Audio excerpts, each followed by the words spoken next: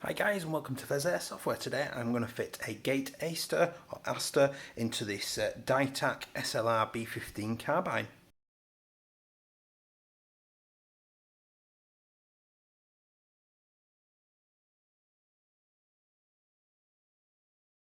Hi guys, and welcome back. If you do enjoy my video today and you find it useful, please do help like and subscribe because you are helping me out.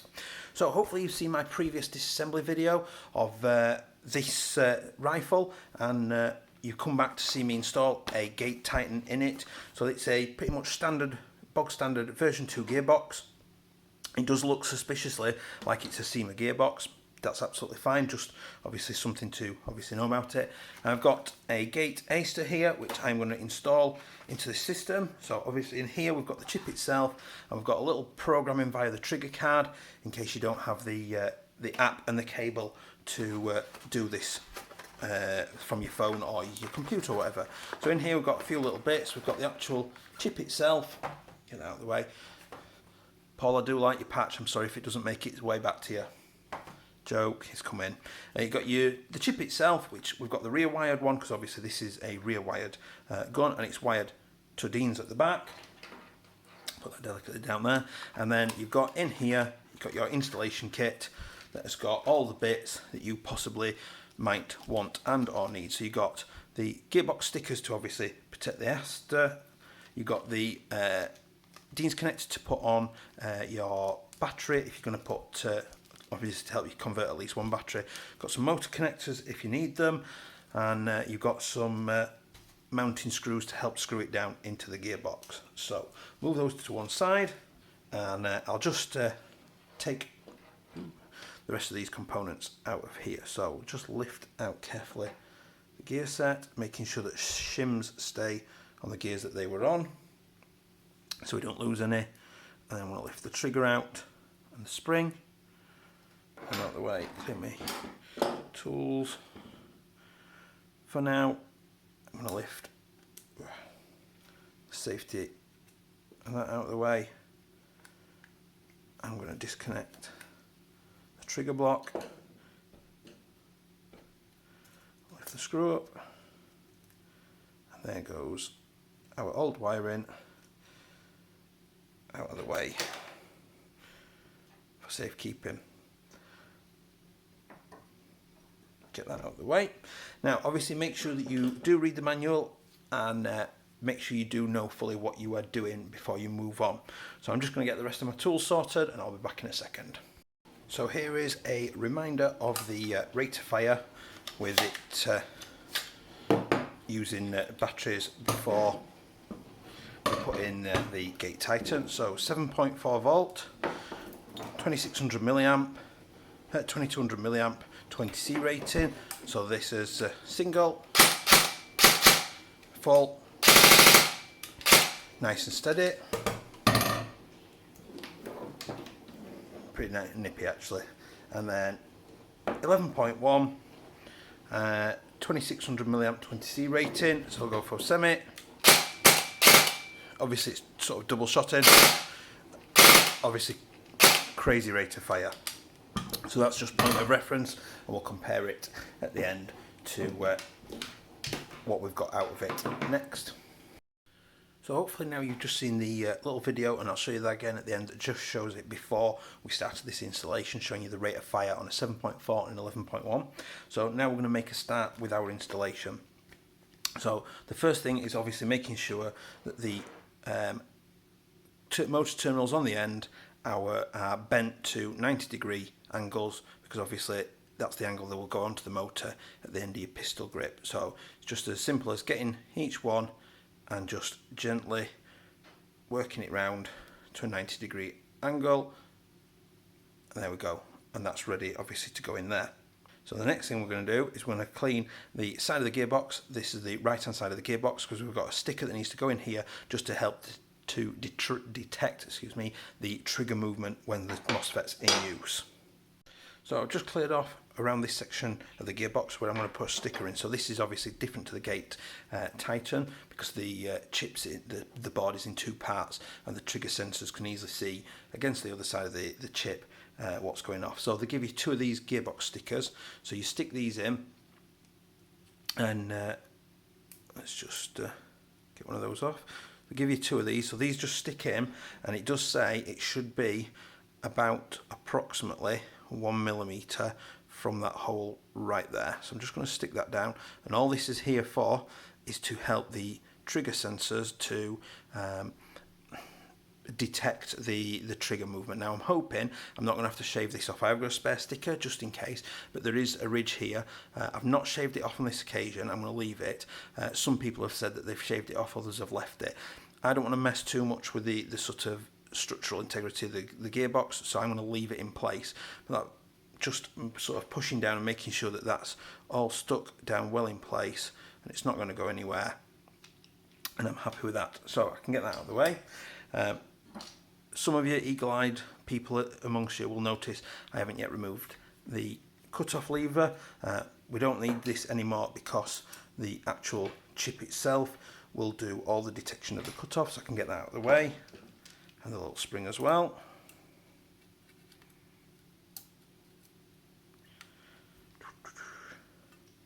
That's out of the way.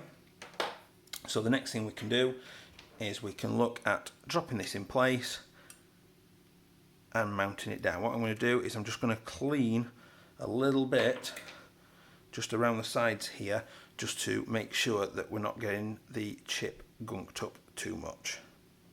So just clean around there a little bit, and we can now drop that into place like that.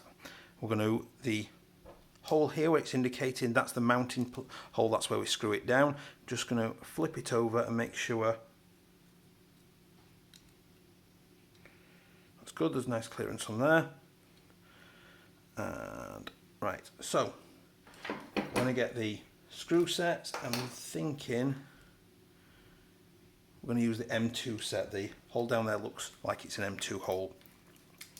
So I'm going to tip these out. Now, you've got a little black washer, which is an insulating washer. You've got a silver screw, and you've got two silver washers as well. Now, you've got to put these in. I can get the little bag open. Come on, Pheas, you're having a nightmare. There we go. So there's one of the... They do, surprisingly, look a little bit like shims. So there's a little screw, there's the black insulator and the two ones. Now I'll just flick through to the mounting point for you and show you this. Got the wrong way. This is important. If you do this wrong, you're going to cause damage to your board. So the board goes down on the bottom. You've got your gearbox and you've got your board. So you need the insulation washer on top of the gate, on top of the Aster, then a metal washer, one or two of them, although both are optional, and then screw on top of that. So based on the look of this, I'm going to put the insulating washer on first, and then I'm going to put a screw as well. I'm going to put a silver washer as well. So I'm going to put those on, and I'm just going to stack them up on the screw like that, and then I'm going to go to install.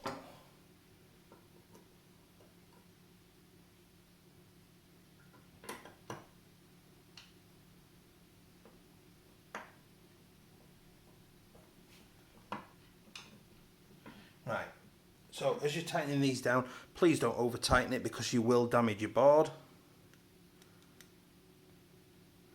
Now that's screwing a little bit too easy, which makes me think, no, it's definitely purchasing.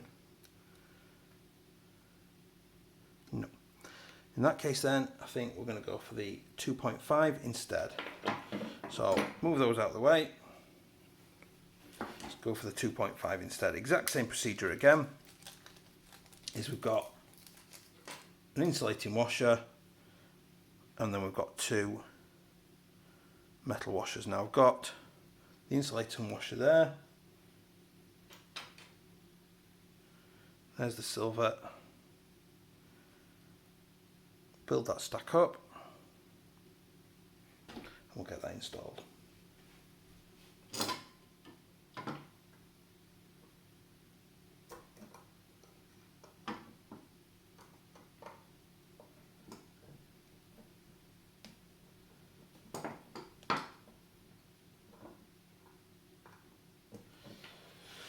That was what I was looking for. So that went in much nicer and easier. I'm just going to loosen that off a tad. I'm just going to adjust that and then tighten it back down. So that's in there now. Just make sure that's nice and tight, and it is.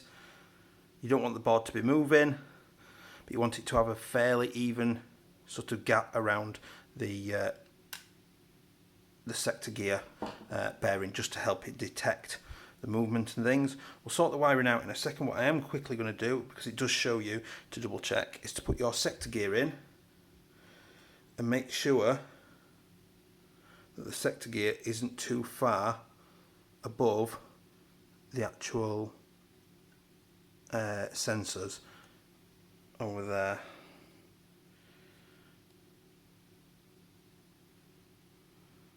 That looks okay to me, but we'll find out shortly. So next thing I'm going to do is I'm going to get the wires routed down through the tracks. I'm going to get the trigger in, and then we can start rebuilding the gearbox. There we go. So it's a little bit fiddly. What I did was the red control wire that comes out of here, I've put that underneath, and that goes right in the bottom of the track there, as you can see, to protect that. And then what I've done is I've hooked it down under this little tab here to keep it out of the way of the motor, and they will adjust that again in a second. Got them down as low as I could and out the way of the motor coming in, because obviously we don't want to catch on that wire. And then obviously the red control wire comes up here and then connects into this red wire, and it comes sort of back out down to the motor, but obviously comes from the power from the battery. So that is looking pretty good. I'm just going to adjust the wiring a little bit, so I'm a little bit happy with it, and then I'm going to rebuild the rest of the gearbox. We'll see where we are. There we go. I'm happy with that now. That's better positioned. So now I can start rebuilding the gearbox and getting it back together and ready to go. So first thing I'm going to do is I'm going to bring the trigger back in and put the trigger back in place. No, I'm not. I'm going to put the sector gear back in place first. Make sure that spins all right. It does.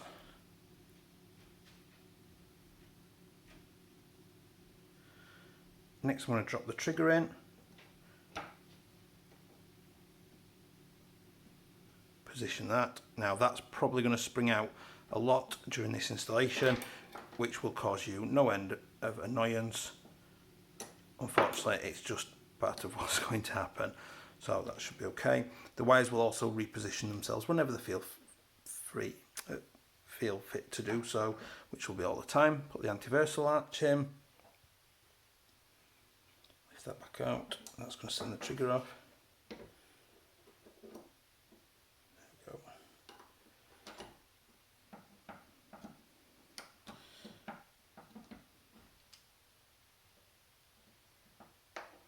Oops.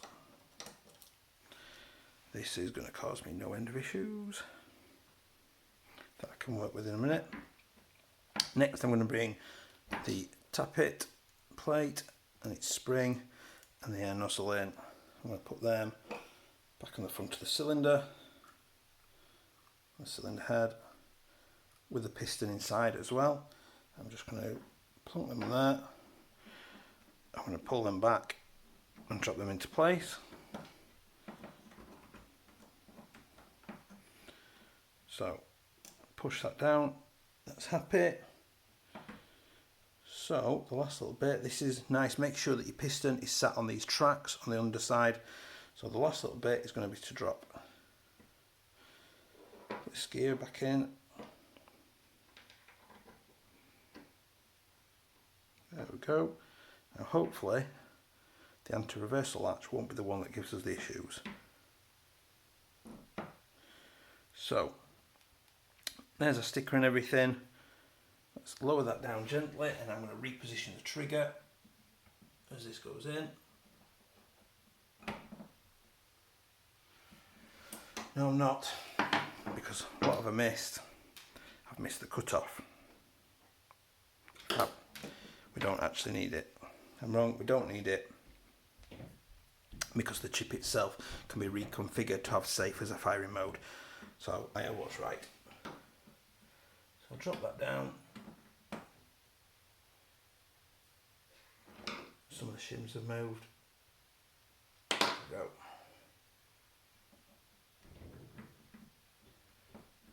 Now, very carefully going to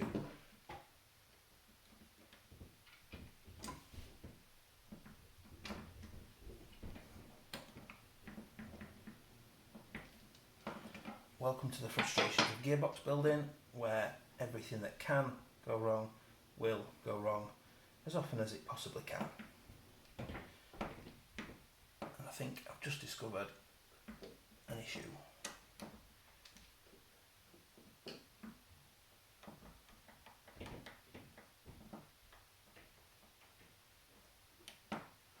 And then jump off there. Now, by the looks at this little peg here, is going to cause me some issues, so I'm probably going to have to get my Dremel out and file that down. And I am right. So, when you are fitting a DYTAC, it's actually not that peg that's the issue, it's this peg that's the issue. So I'm just going to get rid of that. I'll be back in a second and we'll hopefully be able to move on. So just to confirm, it's this little peg here. When that zooms in, there we go, this little peg here, it sticks out past the edge of the gearbox, and that's what's causing the issues at the moment. So I've nicely just taken that peg down. Hopefully, fingers crossed, that should solve our issue now and we should be well on our way. Apart from now shims are dropping out of place. There we go.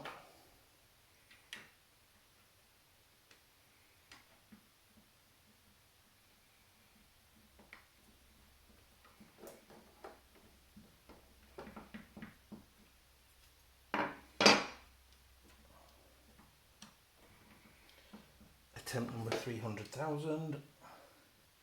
That'll do.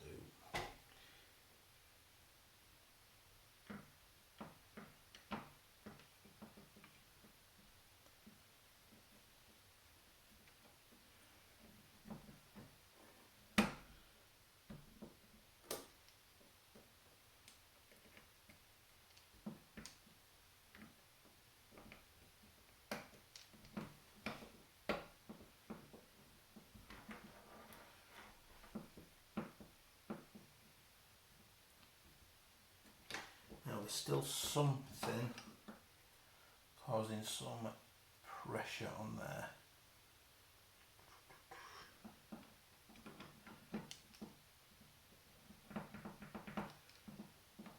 Now, that's where that comes out. That should be okay.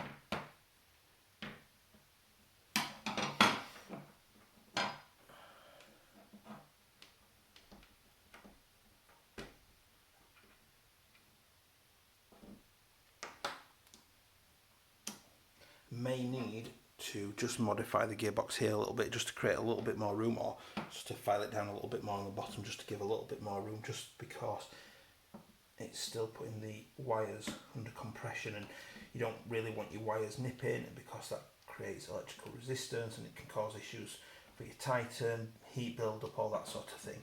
So you want your wires to effectively have a nice loose fitting in there.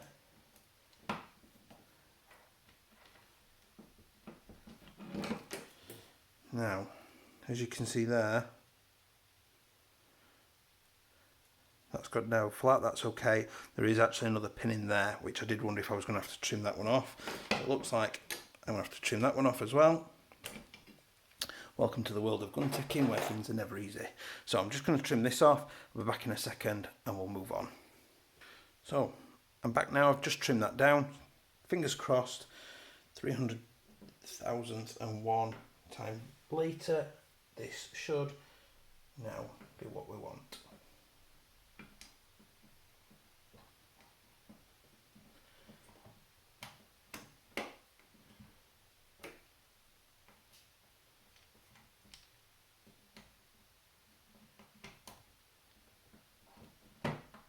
Ooh, yes, there we go.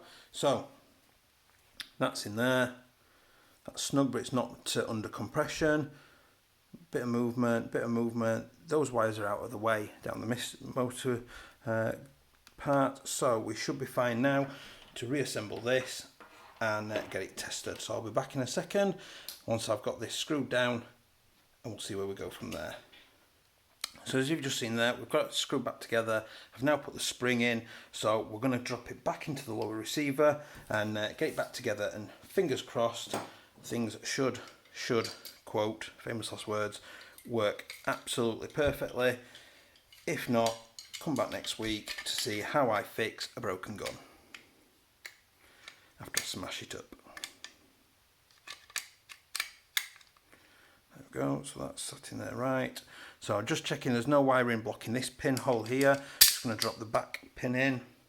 That's looking good so far. So what we're going to do is I'm going to finish rebuilding it partially, just for testing purposes, to make sure that we've got a working system, and then we'll come back, screw that on.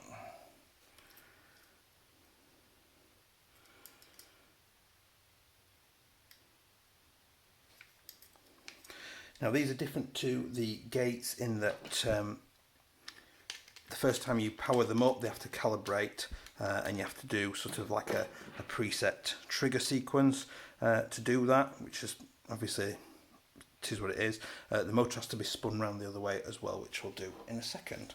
So I'm just going to put the pistol grip back on. If you remember, in this one the screws to mount it back on are the top right and bottom left, where usually in an AR variant you get the top left and bottom right. So be careful not to nip the wires down at the bottom. So I'm just looking round. I am aware that I have left out the ambidextrous mag system. I know that this is purely just for testing to make sure that it works. I'm just rebuilding it just enough that I can get the system working, and then I'm going to strip it back down again and sort it out. So the motor this time usually goes red to the front. This time when we put it in, we're going to put red to the back, and the red wire goes on.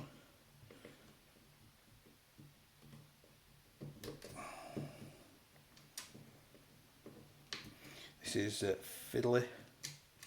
So after a little bit of fiddling, I did manage to get that finally back in there. So I'm just going to put the base plate back in position and click that back down.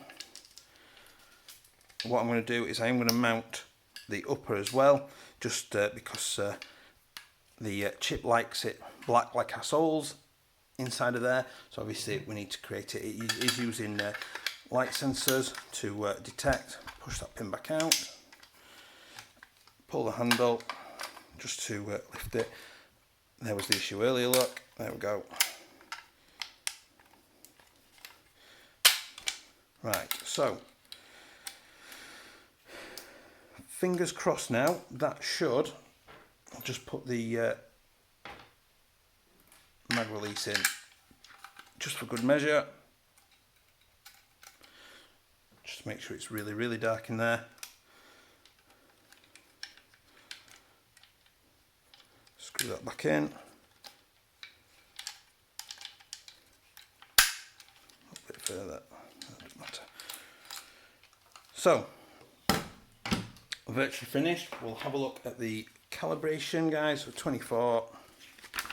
See what we've got to do. Calibration. If it's brand new, go to number 2. So to calibrate it, plug in the battery. You will hear 3 low vibrations notifying lack of calibration error.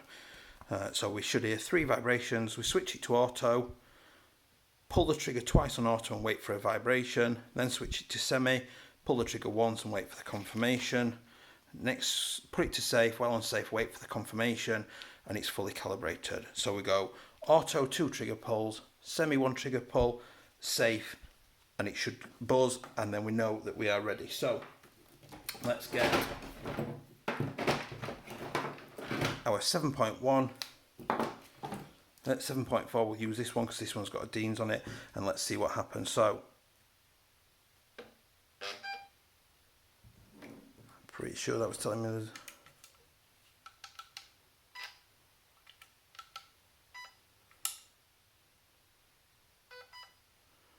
So I'm pretty sure we've just done the vibrations and we got them all there. So safe is nothing. Single shot works. Full auto. Ooh.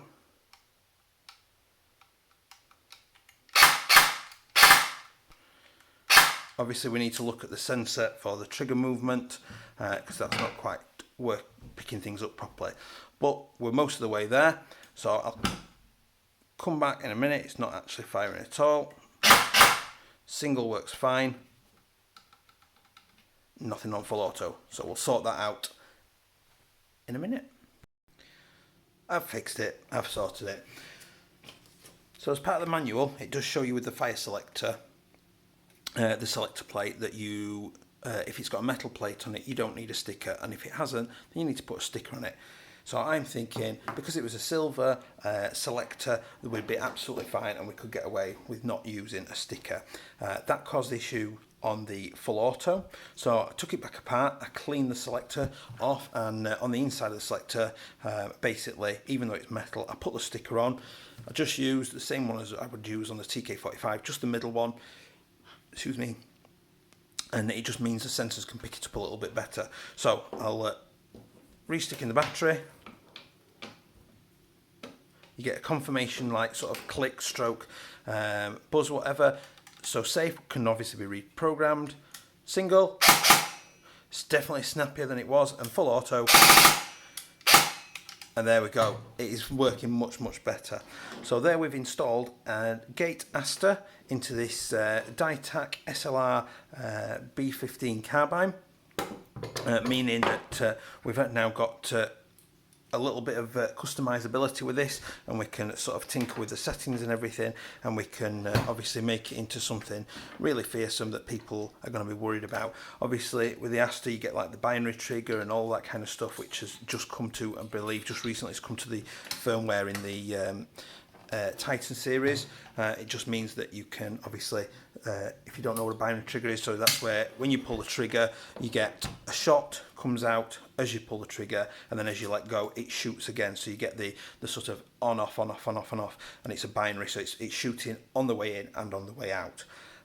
Absolutely fantastic piece of kit. I would recommend that if you can get hold of a USB link and a cable to connect it to your phone or to your computer, you do so and get the software and upgrade the firmware, just to make sure that you've got the most features that you can get, and it's up to date, to make sure that any software bugs are worked out and things like that. I hope this has been helpful. I will do another snippet again just to show you the two rates of fire next to each other. Single, full, nice and steady. Go for semi. Obviously it's sort of double shotting. Obviously.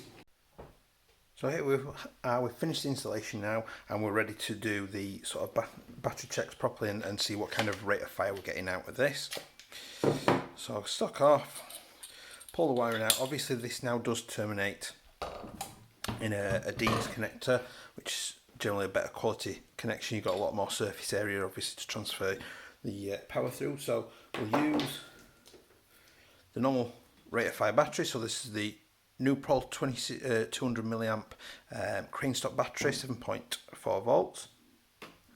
Give me the clicks, so I know it's there. So safe, obviously we can pull the trigger in safe now because we removed the cutoff, which was supposed to, because safe can be a firing mode if we want. So semi, it's definitely snappy. I'm not convinced it's a significantly faster rate of fire, but it's definitely a snappier response. Full auto, it's obviously there is a little bit better there rate of fire, and an upgraded motor might make a little bit of difference with that. So that was the 7.4. We know what's going to happen with the 11.1, but we'll do it anyway just because I like that crazy rate of fire. Got the click, so we'll go back to safe. Now this time we won't have any double shots or anything like that, because the optics will use active braking to detect the gears going round and stop it all. Oh, look at that. Full auto. That is nice. Really, really nice. So obviously the 11.1 is always going to win out just for that sheer snappiness and things. But it has definitely neatened it up. There's not that sort of like almost delay there. It's very snappy. That as soon as you reach the firing point, and you can configure the sensitivity of the trigger using the app and stuff, it will just snap really nice and quick round. So as a point of reference, I've got a couple of other motors to put into it just to see what the rate of fire is like. So these are just motors I've got laying around and not ones that I've bought specific for this or anything. So I've got an SHS high torque motor now. It shouldn't really need a high torque motor in here because you're not powering a really strong spring, and you're also not powering like a recoil engine or anything. So a high torque's not really needed. You need more of a high speed gear motor as opposed to a high torque, but it's one just, you know, as a point of comparison. So let's just get that lined up and dropped in there. So a little bit of fiddling and fighting there, but we got there in the end, got the motor sat in it. So this is an SHS high torque motor. Again, obviously you don't need so much high torque. There's the click, just to confirm it's set up. So safe, single, it's about the same. Full auto obviously needs adjusting a little bit, so no real difference. I suppose it's, you know, as what I would expect it to be. No real different to the other one. So we'll just try this one, the 11.1. Safe, definitely needs a little bit of adjustment. Obviously there's very little in that, not enough that, you know, will make me think that's what I need to do. I need to get one of these motors. So I'm going to change it out, and I've got a GMP M120 high-speed motor. So here I've got an M120 motor, so we're going to give this a try. So this one doesn't have a red colouring on there, but it has got a little, I'll move that there, it has got a little plus symbol there indicating that's the red. So that's obviously for the red connector. So got a GMP M120 high-speed motor in there now. So we'll try it again with the again the 7.4. Now I would expect hopefully a little bit faster rate of fire. Safe. Definitely sounding a lot better than the SHS sounded. That's definitely, there is definitely a bit more snappiness about that, and that's definitely running a little bit faster and a little bit better. Not quite sure about the single shot. I don't think there's enough in it there, but the full auto, there was definitely a little bit of improvement there for me. So I'll go for the 11.1. So safe, semi. We knew this was going to be the case, and it's so snappy on 11.1. Oh yes. Yes. Yes is the word I'm going to say. Yes, yes, absolutely yes. I can see why Americans love running 11.1s, because that is just absolutely a beast on 11.1. So I hope that's been helpful to you. Please do like and subscribe, and I will see you next time. Bye.